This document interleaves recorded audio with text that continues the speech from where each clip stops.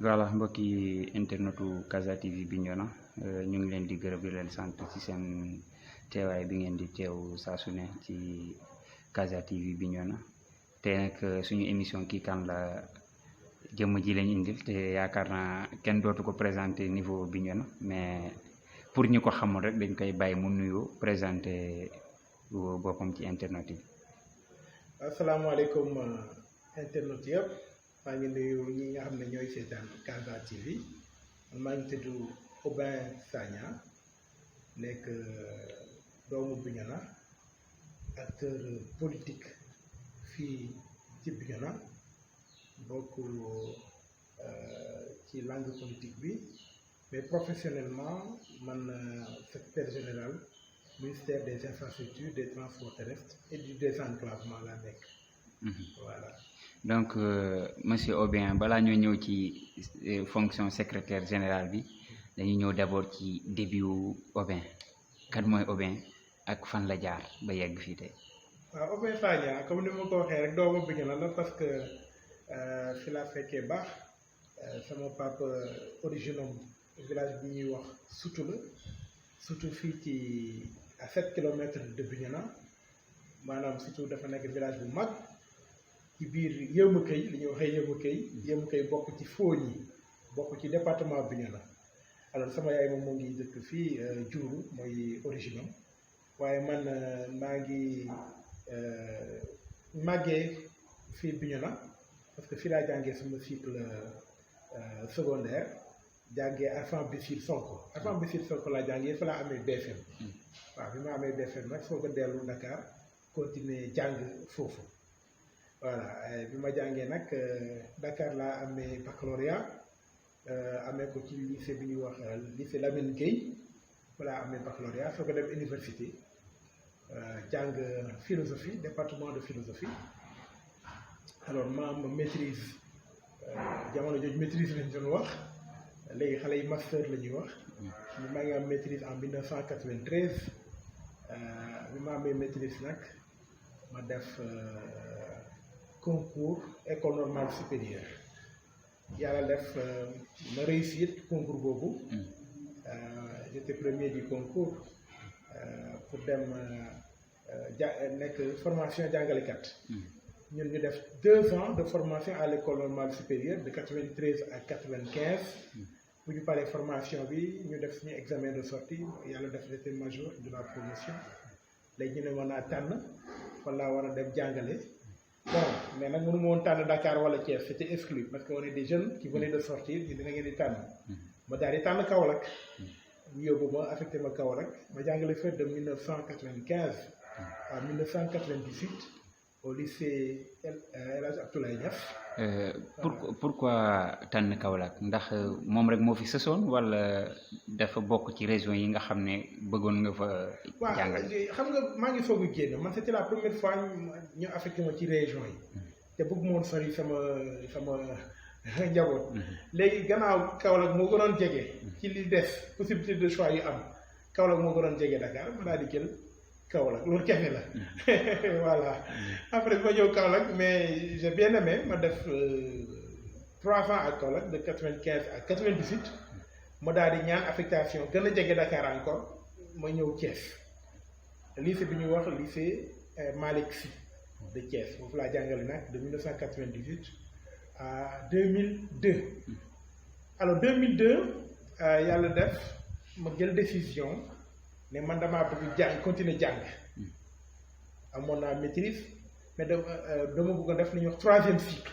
maanaam continuer route yi 3e cycle alors ma daal di def kon ma ne bon la seule façon dem Dakar mooy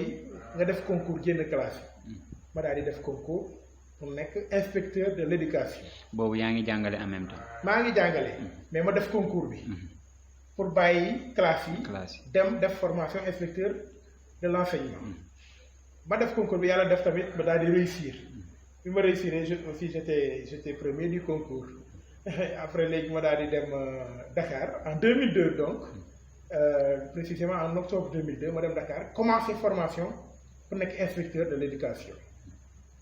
bu ñu commencé nag sama xarit yi ne mooy mais dañu ubbi tamit benn concours ENA école nationale d'administration. Est-ce que yooyu du la intéressé ma ne man de pourtant loolu neex na ma quoi parce que damay gis préfet gouverneur yooyu tamit moo neex na ma commandement daal. alors ma daal di présenté wu defar samay këyit daal di leen présenté am na ñu mën ne waaw yow yaa ngi soog a def concours nekk fu nekk suy kër ngay defaat beneen. ma ne bon xam nga concours moom da ngay tenter sa chance rek préparé ko ma daal di préparé wu dem yàlla def ma def concours bi ma daal di réussir concours bi j'étais premier aussi du concours pour dugg ENA ma daal di dugg section administration générale et centrale bu ma duggee nag ñu jàng 2 ans tamit def formation de 2 ans de 2002 à 2004 ñu génn. ñu def examen de sortie on a fait l'examen alors bi ñu ko defee ba pare yàlla def aussi j'étais premier de la promotion 2004 mention de la promotion donc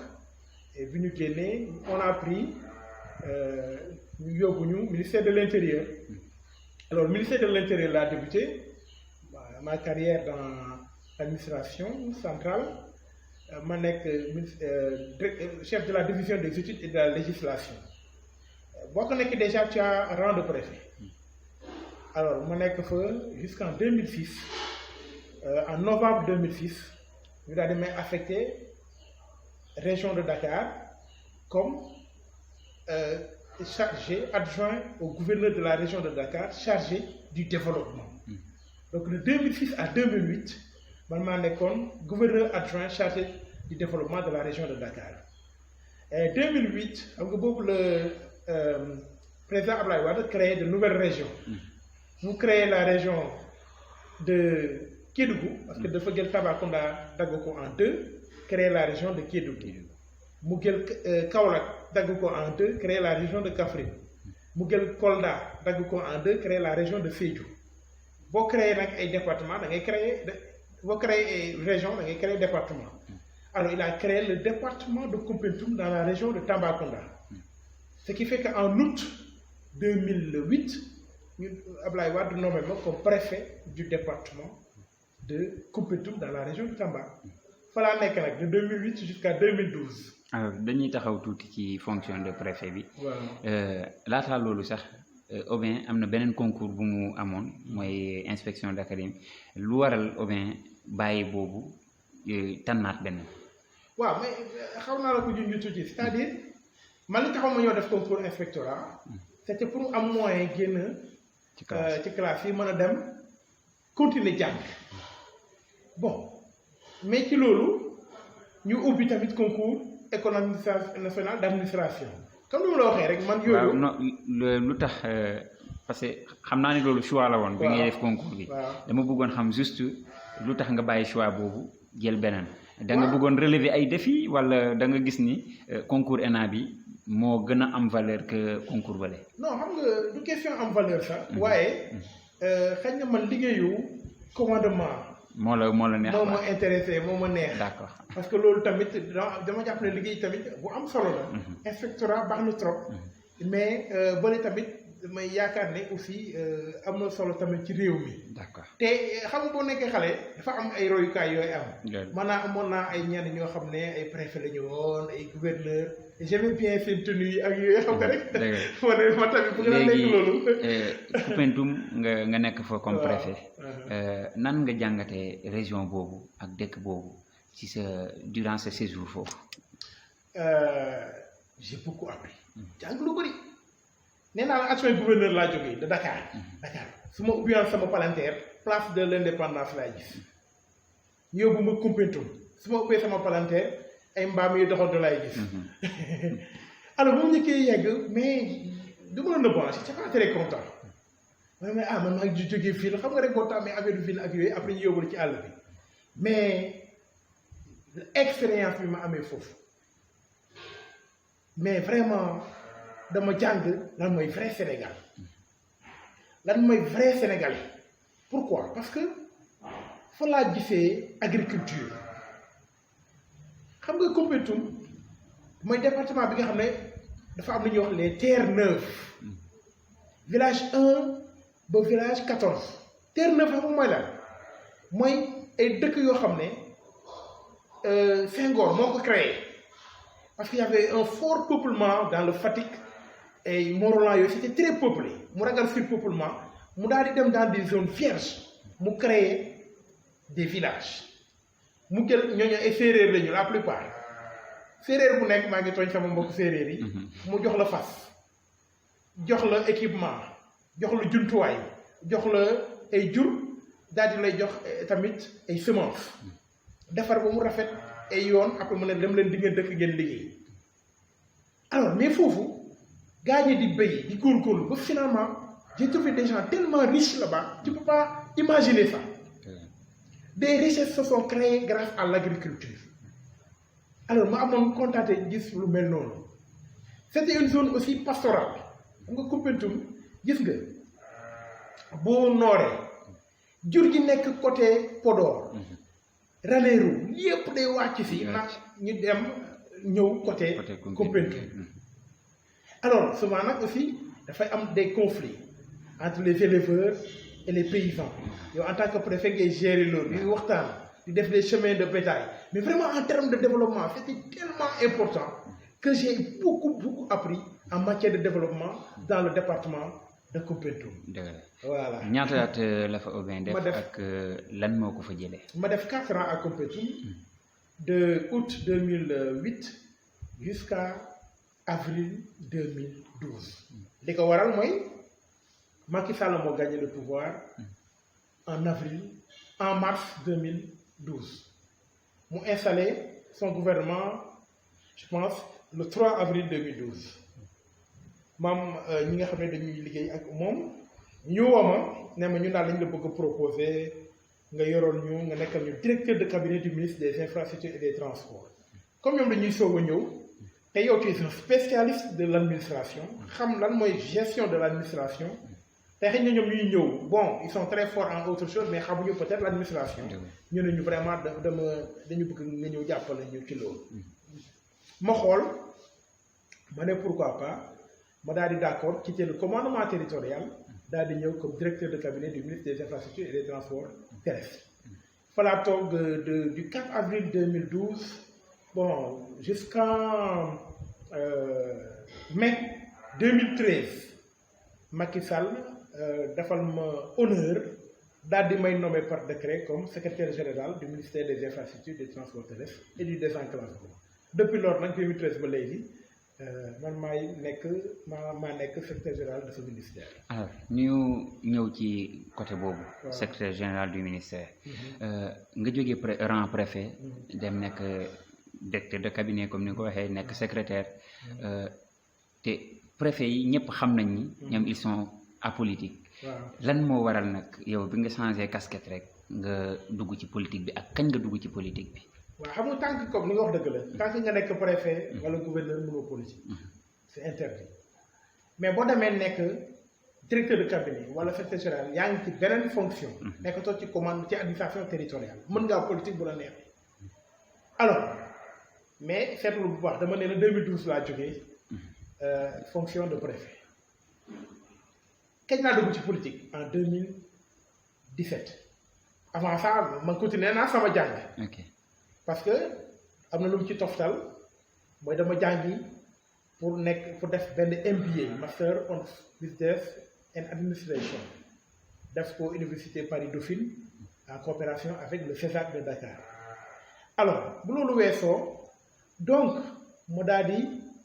décider en 2017 dugg ci politique lan moo ko waral nekkatuma commandement kon mën naa politique mais j'ai beaucoup hésité xam nga politique moom ku nekk xam na ne donc da ngay joxe sa bopp il faut être disponible il faut être engagé kon neex na trop waaye am na fu muy jafee tamit parce que da ngay sacrifier yu bëri ma daal di d'accord parce que sama xarit yi dañ maa pousse wax dëgg yàlla ne sonal ma surtout des ressortissants de Bignona beaucoup de cadres et je vais vous dire des médecins de grands enseignants à l'université des magistrats etc ñu ne moom mais Aubin ñun ak yow connaissance bi nga xam ci état nit ñi nga xam relation yi nga am ci état bëgg nañu tamit nga dimbali Bignona mais dimbali Bignona naka mais en faisant de la politique pour nga mën a dimbali avec te li la yàlla may ci expérience ci liggéey ci connaissance ci wàllum développement ak ci relation portefeuille social comme on dit nga mobiliser yooyu yëpp mu am njëriñ Bignona mu toog xalaat ma ne pourtant gars yi dañuy wax dëgg la de parce que bon mën naa dimbali nit ñi toog sama kër Dakar sa mbokk yi di la woo léeg-léeg nga xaw a wari tuuti léeg-léeg nga xaw a léegi Wave la ñuy wax. maa ngi def publicité un peu di ko di ci jéggalu. alors mais loolu fajul mbir mi noo koy fajee mooy xëy na aller à la racine du mal. La racine du mal c'est quoi? C'est pour moi la gouvernance de la commune de Bignona. néanmoins ñi fi nekkoon defuñu dara de loolu moom man ma waxuma ko parce que aussi ku ne fi nga nekk da ngay góorgóorlu waaye dama jàpp ni Bignona fi mu toll war na passé foofu en tout cas li ma gis ci li ñu def pour man dafa def lu bëree bëri keneen nag mën na am xalaatoo man Oben Sagna dama jàpp ni ci wàllum développement Bignona dafa dellu ginnaaw bu ñuy xool parmi les départements c'est 45 au Sénégal parmi les communes les grandes communes chefs-lieux de département jàpp naa ne Bignona daal ñi mu raw bëriwul bu nekkee am na ku mu raw te loolu dama jàpp ni jaaduwul xamul lu tax Bignona war naa mën a gën a sori fu mu toll nii tey parce que am nañu potentiel dëkk boo xam ne dafay taw lu bëri dëkk boo xam ne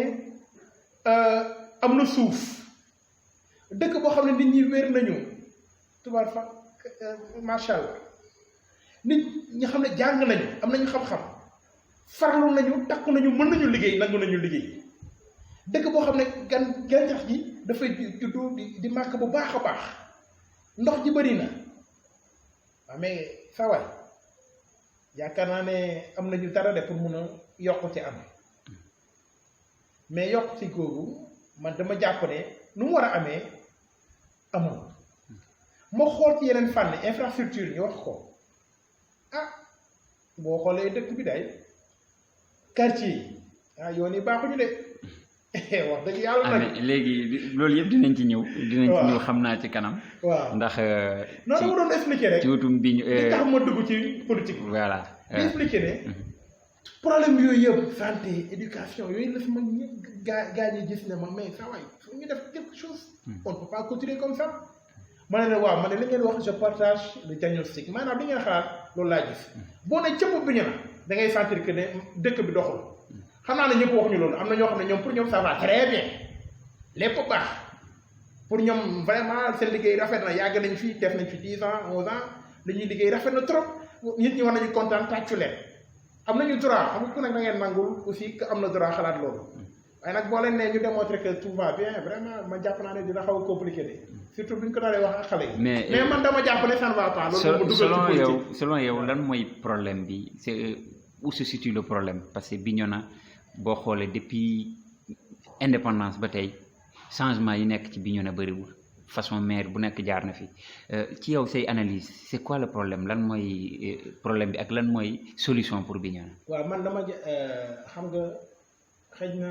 indépendance ba léegi comme tu as dit peut-être on a progressé ci secteur yi am na ay maires yi fi toogoon def nañu assainissement am nañu ay maires yi fi toogoon yokk nañu tuuti ci éducation man li may wax mooy entre 2009 ak tey. non mais pour dire vrai Bignona boo fi gëjee 30 ans sax boo ñëwee. du tax nga réer. ci côté dëkkuwaay du tax nga réer ci côté. maanaam xaw ma nan laa ko mën a waxee sax réhabilitation xaw ma nan. du tax nga réer fenn. donc boo ñëwee rek xam nga exactement lii fii la nekkoon lii fii la nekkoon donc lu waral loolu ak lan mooy solution. loolu mooy yokkute amul. te yokkute xam nga lan moo koy andi. saa bu la kenn nax yokkute liggéey moo koy andi. nit ñi nag bëgg nañu liggéey maanaam naa nit ñi farlu nañu takku nañu. ñi war a jàng nañu école wala métier xam nga mooy problème bi ma organiser wu ñu pour mën a créer des emplois ñoo ngi politique de wax ji bëri na lool ku nekk yaa ngi fëkk sa dënn maa mën maa fii mais saa waay xale yi amuñu liggéey amuñu xëy loolu mooy dëgg bi te loolu nag da nga koy créer il faut créer les conditions de l'emploi maanaam def des projets yu mën a recruter des travailleurs def des industries waxuma ne de grandes industries nag mais pour man de petites et moyennes industries pour mën a créer des emplois lancer la consommation petite et moyenne industrie yàlla il faut pas rêver nit ki li nga am ngay demee marché ñun ici ce n'est pas des zones minières ici c'est une zone par vocation agricole ci agriculture yi la ñu war a sukkandiku créer des unités de transformation agricole boo créer des unités de transformation agricole tu vas créer quelques emplois voilà pour moi il faut attaquer la question de cette manière-là wax naa aussi infrastructure du manqué na il faut lancer les emplois à travers le développement des infrastructures parce que ça génère des emplois et ça génère de la ressource bon du ma ci gën a sori ma yem foofu parce que xam nga fii moom léeg-léeg nga joxe programme rek gars yi jël ne ñoom ñoo ko moom ñoo ko ñu ko wax. non mais boo xoolee ci li nga wax ci côté transformation. am na de bi ñu fi gisagum. xamaguñu ndax dina taxaw wala déet en tout cas daal ñu ngi tabax am na bi nga xam ne defoon nañu sax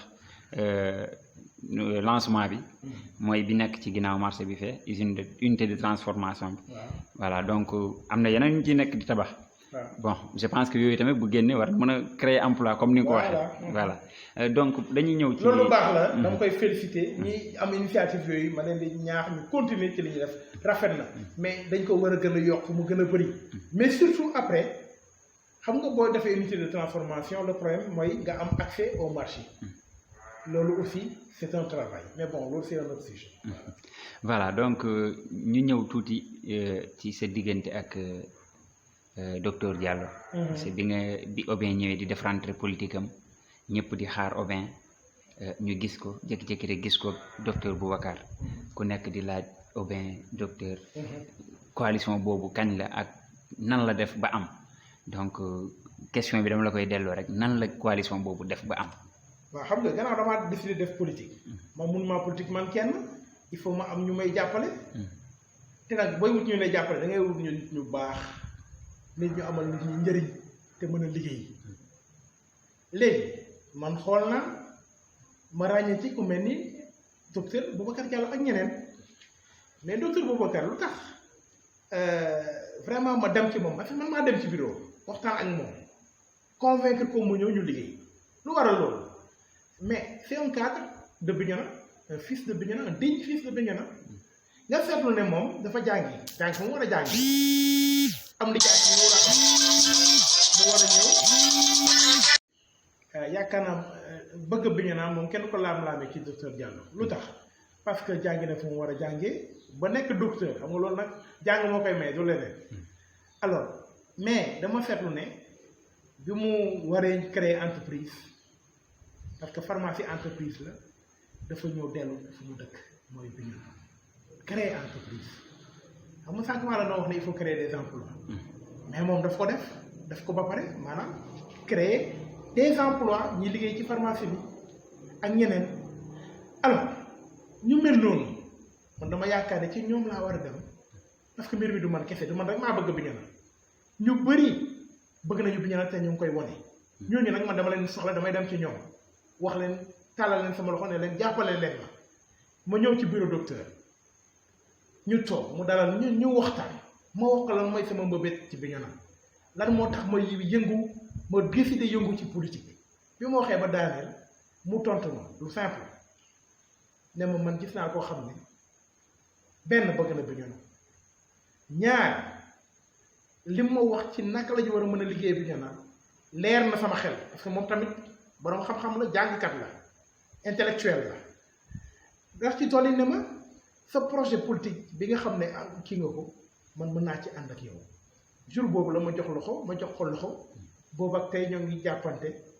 di liggéey xam nga nag gaañ dañu bëri pexe bu ñu gisee ñaari nit ñuy ànd bi rafet xam ne ànd bi bu yàggee moom du baax ci ñenn ñi fu ne daañ fa jéem a jaar pour yàqu ko amul lu mu déggul nag may tam amul lu ma déggul waaye nit ki yàlla boo leen boole te lenn moo tax ngeen di ànd muy dëgg am yéene defar farlu ci jubal fexe ba Bignona jëm kanam loolu boole ñu muy luy dëggu ci moom lu dëggu ci man fexe noonu mënu ci dara gannaaw yàlla kenn mënu ci dara gars yi nag yaakaar naa ne fu mu toll nii war nañu mën a tëddi nangu ne loolu la yàlla dogal. voilà mënuñoo jeexal émission bi te waxuñu ci ñaari mbir yoo xam ne nit ñaa ngi koy wax lu ci ëpp parce que man moom damay rapporter li nga xam ne moom lay dégg nit ñi di ko kaas ci dëkk bi ci ñaari mbir bi ci njëkk mooy projet bi nga xam ne moo doon def moom lañ def Bignona pour defaraat tali yi waaw polémique bu rëy amoon na ci ñi naan waa kër Obene ñoom ñoo ko defar waa kër mairie bi ñi naan ñoom ñoo ko defar ñoom moom projet bi alors projet boobu yan leeral nga ñu ci mën a indil waaw ci projet tali yi damay bëgg nit ñi déglu ma ak xel bu ñu dégloo xol bu ñu déglee xel rek lépp leer nee naa la gannaaw yàlla moo def man ma nekk secrétaire général ministère des infrastructures maanaam lépp lu ñu defal ci tali Sénégal suñu ministère la man nag foofu technicien laa maanaam toutes les directions ci man maa leen di superviser au compte du ministre toutes les structures yu dépendent ci ministère bi man maa leen di superviser pour le ministre ñiy defar tali bii nii par exemple boobu ñuy wax nii am na ñu tudd agir dañaa xamul rek wallaay dañaa xamul tali boobu ci fonds FERA la jógee fonds d'entretien routier autonome ñu doon def un programme dans certaines villes ma ñaan waa ji fa nekkoon Pape Modou Ndiaye ingénieur la moom moo nekkoon administrateur du FERA gannaaw ci ñun la défendre ñu xamante bu baax mi ngi xale bu baax aujourd'hui il est à la Banque mondiale man ko Pape Modou loo mën a dugal Bignona dugal ko mu daal di jël décision ñëw def quelques kilomètres am na ñoo xam ne boo leen laajee ñaata kilomètres la mënuñu kaa wax tali bi lu mu jar mënuñu la kaa wax nan lañ ko defaree mënuñu ko laa wax man xam naa ko parce que mooy sama liggéey alors dinañ ne mais pourtant président de la République bu mu fi ñëwee campagne am na ku taxaw wax ko devant le président ne moom moo def président man maa nga fekk fi bureau et cetera yow yaakaar nga ne président dina jóg tontu ne ko déedéet loolu yëpp amul parce que on est dans un contexte électoral est-ce que président jël na position wax na ci loolu xam nga defe ko bon man de leen laa mën a wax ñaan naa FERA ñu jàppale ma ci projet boobu te FERA def na ko yaa ngi dégg alors léegi les gens n'ont qu'à juger xam nga nag aussi dañuy wax chaque fois j'aime bien cet exemple là mooy diggante nappkat gi rek ak jaaykatu jën gi jaaykatu jën bu taxee fëgg dënnoom ne man jën gi man maa ñëkk gis jën nappkat bi taxaw ne man maa ñëkk gis jën ah am na li xel mën a yenu de ku nekk war ngaa mën a xalaat yàlla dafa def yàlla dafa def fu ñuy waxee affaire tali fu ñuy waxee affaire oto man maa fa toog mais est-ce que ma kii rek c'est-à-dire xam nga tali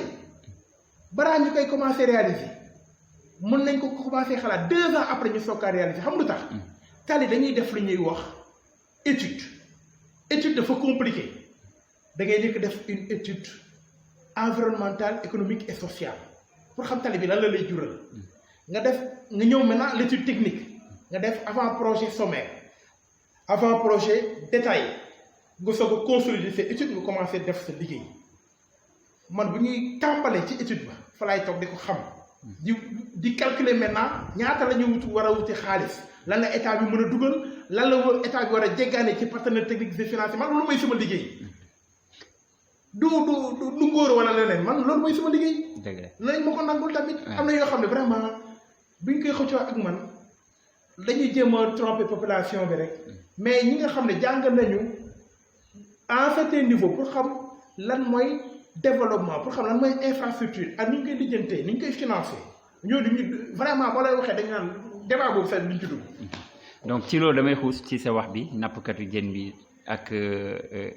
jaaykat bi dañoo doon werante maa njëkk a gis waaw nga ne borom xel yi dinañu xam li nga bëgg a wax mais man dama bëgg balaa may xuus ci deuxième polémique bi ndax bu nappkatu jën amuloon jaaykat bi dina am wala ndax jaaykat bi bu amuloon nappkat bi dina am. waaw man jàpp naa ne nappkat bu amuloon jaaykat du am xam nga lu tax parce que jaaykat bi il faut mu am jën pour jaay moom nappkat bu amul jaaykat bi du am mënoo fexe ba mu am xanaa mu bàyyi jaay dem nekk nappkat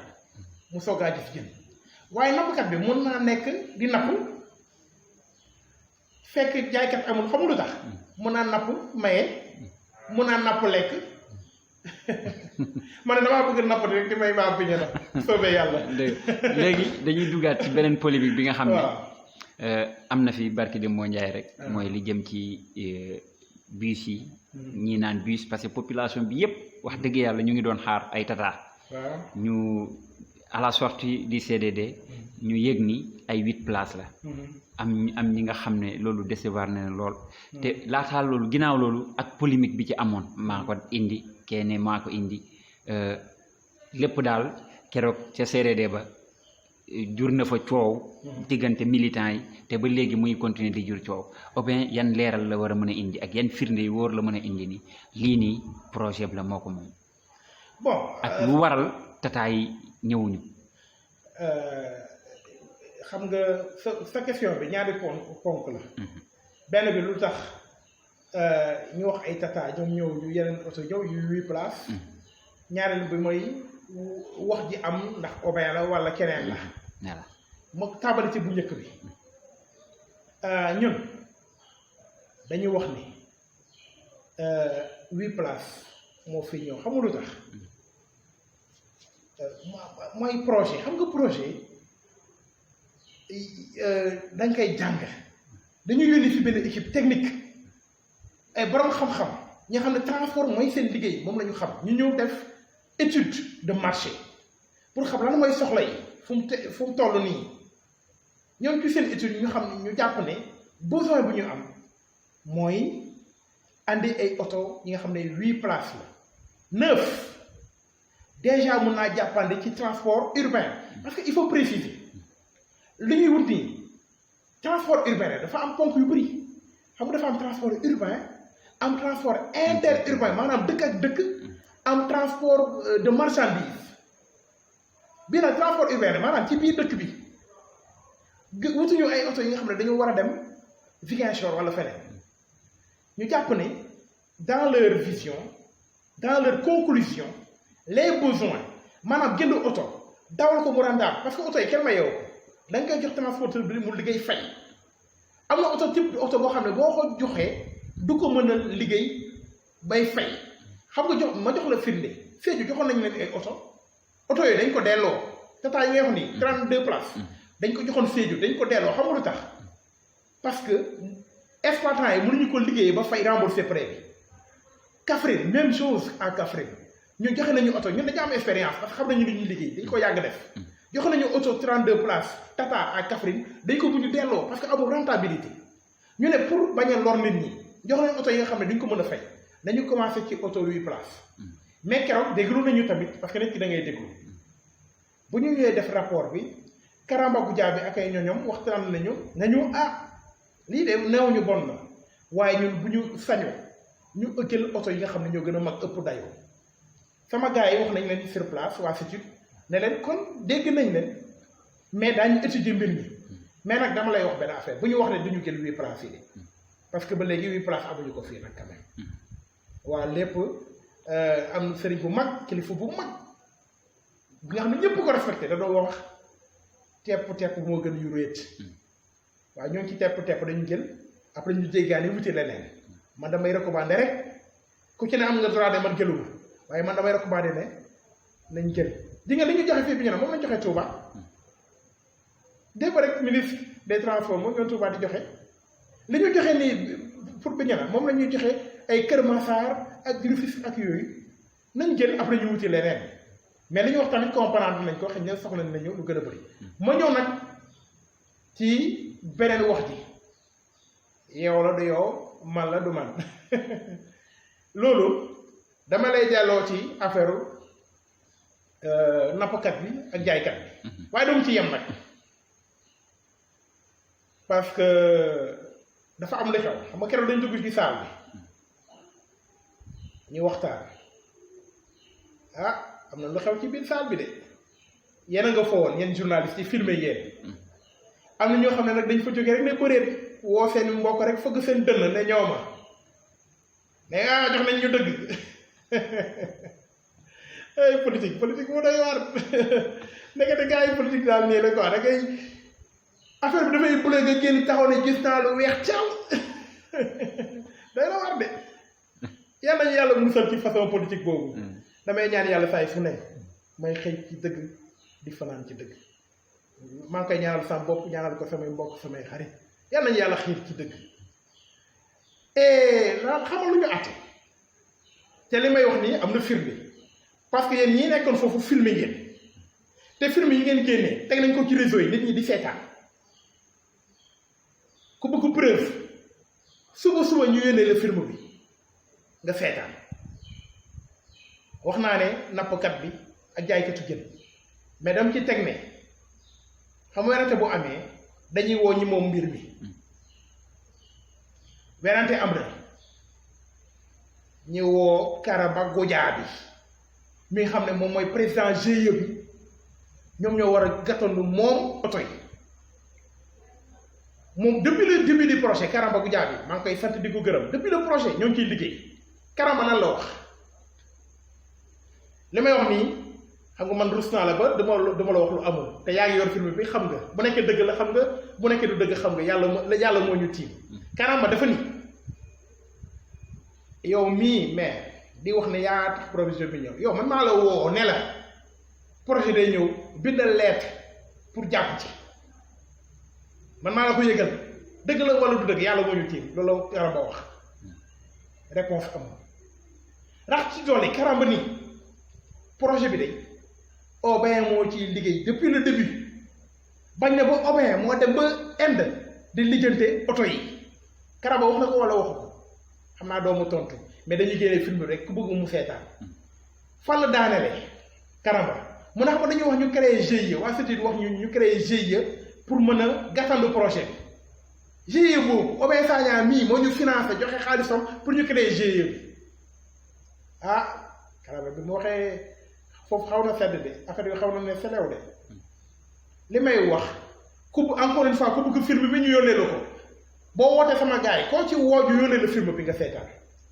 mais xam nga Karamba bu waxee mun nañ jàpp ni Karamba xëy na dafa bañ diw dafa bëgg diw dafa farfale wala Karamba am na lu ko metti ci kii am na bon admettons kon bu nekkee Karamba lu muy wax doyuñu ñu woo ki nga xam ne nag c'est pas keneen de mais kiy joxe oto yi ci boppam kii moom oto yi da ko joxe li mu wax ñëpp dégg ko vraiment léeg-léeg ñu waxal yàlla nag quand même dafa baax de. mais ñu fàtte ne ñun dañu gëm dañuy wax ne dañu gëm yàlla xëy na politique nag léeg-léeg nga wax loo xam ne da ngay kii rek mais nag bu ñu fàtte yàlla wallaay bu ñu fàtte yàlla xam nga waa ji lu mu wax directeur général CETUD ki nga xam ne mooy joxe oto yi dafa taxaw nii 2016 dégg nga bu baax de ñaari yoon la ko baat 2016 ba tey OBM moom ñuy sonal ci projet bi. 2016 ak bind lettre 2017 wuute na nit ñi xel lañu dellu wax ak xelu nit ñi yaakaar na nit ñi amuñu xel xam lu gën a bon jàppee ne nit ñi amuñu xel di leen wax lu la neex il faut en ce moment qu'on arrête ça 2016 le directeur général du CETUD Thierno Birahim Aw ku bëgg ñu yónnee la tamit vidéo bi nga seetaan mu ne 2016 OBM ba léegi moo ñu wax ci projet bi OBM amul ñaari fan yu mu dul woote ba wax ci projet bi yow mi fekkee nga mu nekkee xam nga rus naa taxaw di wax lu dëgg sa kanam yow parce que ci sama rakkër nga vraiment wax lu dëgg sa kanam man am naa gàcce boobu loolu mooy la vérité maintenant xam nga wax ji yëpp la man yaakaar naa c'est la dernière fois ma ciy wax parce que dafa am wax yoo xam ne taxul ñu avancer léeg-léeg il faut savoir avancer affaire bi passé na man maa ngi wuti leneen mais loolu nag bu ñëwee tamit bu kenn taxaw ne moom la avertissement laay joxe. alors xam nga mbir mi lan la léegi wax nañu bind nañu vidéo yi dugal nañ ko ci réseau yi nit ñaa ngay xool ku ñu ne naaj baa ngi nii nga ne man gisuma naaj bi mënuñu ci dara mënuñu ci dara ku mu neex ni nga ne yow naaj bi gisoo ko ma Obé Sagna lan laa ci mën falaa yem pare naa ci affaire doo ci waxaat terminé fini voilà. dëgg la wax ji bëri na trop mais est-ce que jàpp nga ni tamit nit ki bu moomee këram moom këram ndax yow jàmbur jóge fële bëgg cee def lu ko neexul ndax moom dina ko nangu. ah mais sëñ bi xam nga boo moomee sa kër xel nangu nag bu raagee dugg ci kër gi da ngay tàggoo du dëgg tàggoo am na parce que CETUD mi moom oto yi war kaa joxe CETUD tàggoo na waxtaan na yebal na équipe ñu ñëw jaar fu ñu war a jaar ci préfet mais attention CETUD moom oto yi moo koy joxe te le DG CETUD keroog Thierno Birahim Aw lan la wax ñun projet bi liggéey ñu ko ak ay maire dafa ne ñun projet bi autorité administrative maanaam préfet ak gouverneur la ñuy liggéey am na wala amul looloo am maintenant comme que day ñëw ci commune vraiment man de su yàlla defoon ma nekk maire te yëgaluñu ma loolu may itam dina ma naqari donc yëgal nañ ko balaa preuve Karamba nee na bind na ko lettre wax ko ne du moins woo na ko ne ko bind lettre pour wane ne yow tamit nangu nga projet bi loolu am na kon ñi nga xam ne yàlla def na ñoo toog ci maire bi tey ñu nangul ko parce que loolu la yàlla bëgg loolu la population bi décidé ba tey mais ñooñu am nañu dégg nañu mbir mi ñu ne gars yi ñëw ñu liggéey ak ñoom donc ma vraiment man amoo problème boobu nit ki lu ko yàlla jox rek man nangul naa ko parce que yàlla ay joxe du man donc vraiment y a pas de problème sauf que werante bi nekkul ndax yëg nañ ko wala yëguñ ko xam nga werante bi fu mu nekk c'est pas est-ce que war nañ ko yëgal est-ce que bu ñu dugg këram war nañ ko wax yaakaar naa bi ñu ne ñun ñëpp ñoo ko bokk werante bi daal fan la nekkoon mooy kan moo def te ki def nag yàlla def na ba mbir mi yaakaar naa leer na. voilà ñu ngi ci daanaka fin wu émission bi dañuy laaj rek ci contexte émission kii kan la Obé Sagna au-delà de secrétaire général ak casquette politique beeg yooyu lan mooy passe-temps wu Obé Sagna lan lay def comme passe-temps. passe-temps de man nag yàlla def na bëgg naa lire lecture moom li ma farlu la bon sama formation intellectuelle bi peut-être moom ma déterminé ci loolu bëgg naa lire trop tamit damay seetaan football waaw man su ma toogee télé journal la ak football dama bëgg match nag dama bëgg football rawatina nag naa la wax kan mooy sama équipe. ñaari équipe laa am man moom xam nga am ñoo xam ne boo leen laaj ñu ne Real ak yooyu kii yi daa ñu werante mais man daal man bëgg naa équipe nationale Sénégal bëgg naa Casa Sport waaw Casa Sport nag man sama équipe la tamit waaw loolu la yàlla def depuis jamono ñëw koo kàndee man Casa Sport daal mooy sama équipe quoi voilà. donc lan la Obé di tàggatoo le mot de la fin. xanaa di remercier population Bignona di ñaan yàlla yàlla may ñu li nga xam ne mooy naataange Bignona nit ñi sonn nañu dëkk bi sonn na ba nga xam ne dañuy ñaan yàlla rek mu may ñu jox ñu ki nga xam ne moo mën a jëmal kanam Bignona bu nekkee man la yàlla ko yàlla def bu nekkee keneen la ki ma gën ki ma dàqal liggéey ki ma ëpp xam-xam ci liggéey yàlla def kooku mën a jël Bignona yokk Bignona parce que suñu mbëbët mooy lan c'est pas nos personnes dañuy fàtte suñu bopp lan moo am solo mooy askanu Bignona dëkk Bignona bi avancé man nag dama jàpp ne bokk naa ci ñi nga xam ne mën nañu avancé loolu Bignona moo tax ma tàllal sama loxo Bignona tàllal sama loxo askanu Bignona ne jàppale leen ma jël commune Bignona liggéeyal Bignona kon boog sama loxo maa ngi koy tàllal à tous les Bignonois tous les cadres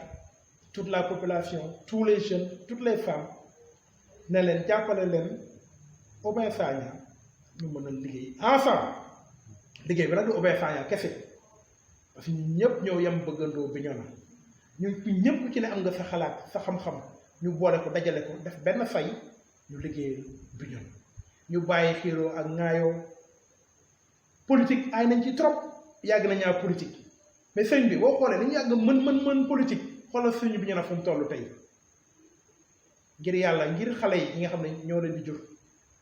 ñun suñu maman yi nga xam ne sonn nañu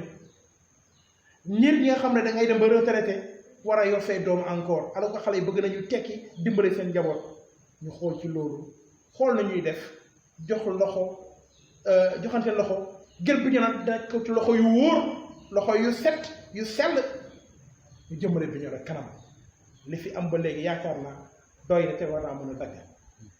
loolu mooy sama kàddu bu mujj di remercier ñëpp surtout ñi nga xam ne c'est des militants de Aubin Sagna ma gis naa seen taxawaay seen jàppale am na ñoo xam ne vraiment jaaral naa leen yow suba duñu ndékki taxaw ci naaj bi ba 15 heures wala 16 heures aw ma seen fay yàlla la yàlla fay te fay bu gën a rafet pour man mooy fexe ba Bignona avancé njaboot yi avancé xale yi am xëy xale yi mën a dimbali seen baay dimbali seen i ndey jërëjëf. voilà mbokki internetu Casa TV Bignona yi lii lañ leen indiloon seen émission Kii Kan La di leen jox dig daje bi ci beneen numéro incha allah.